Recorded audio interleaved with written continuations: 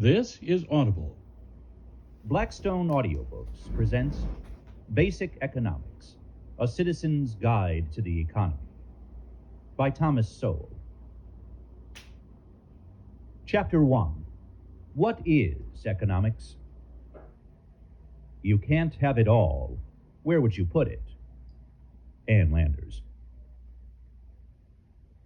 Virtually everyone agrees on the importance of economics, but there is far less agreement on just what economics is. Among the many misconceptions of economics is that it is something that tells you how to make money, or run a business, or predict the ups and downs of the stock market. But economics is not personal finance or business administration, and predicting the ups and downs of the stock market has yet to be reduced to a set of dependable principles. To know what economics is, we must first know what an economy is. Perhaps most of us think of an economy as a system for the production and distribution of the goods and services we use in everyday life. That is true as far as it goes, but it does not go far enough. The Garden of Eden was a system for the production and distribution of goods and services, but it was not an economy because everything was available in unlimited abundance. Without scarcity, there is no need to economize, and therefore no economics.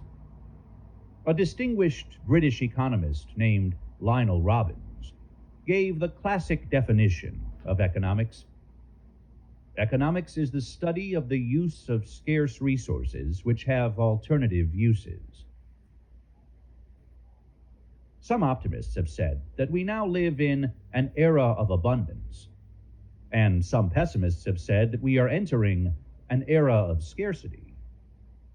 Both are wrong.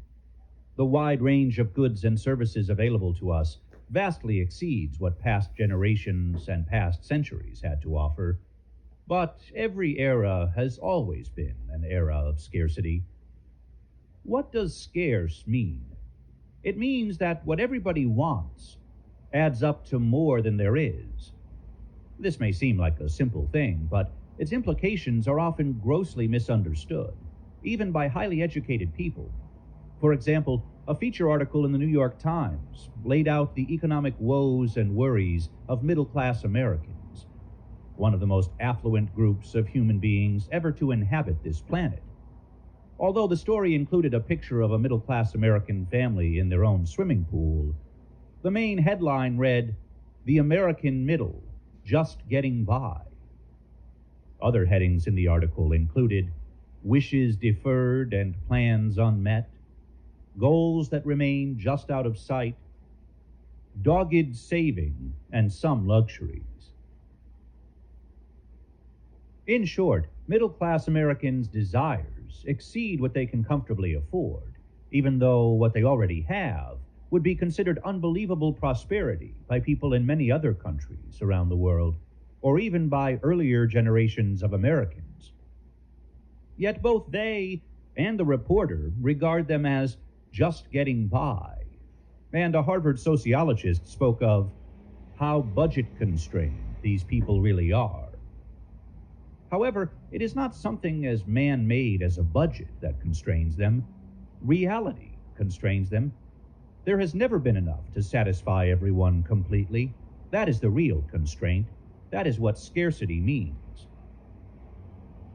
Although per capita real income in the United States increased 50% in just one generation, these middle-class families have had to work hard for their modest gains, according to a Fordham professor quoted in the same article. Were they expecting manna from heaven?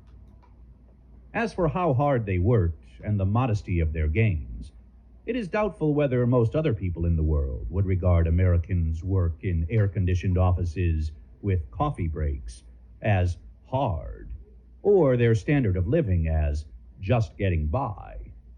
However, as someone once said, just as soon as people make enough money to live comfortably, they want to live extravagantly. Even millionaires can have a hard time making ends meet if they try to live like billionaires. The New York Times reporter wrote of one of these middle-class families.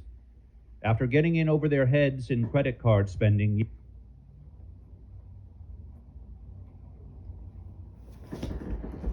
if you want to hear more, buy the book.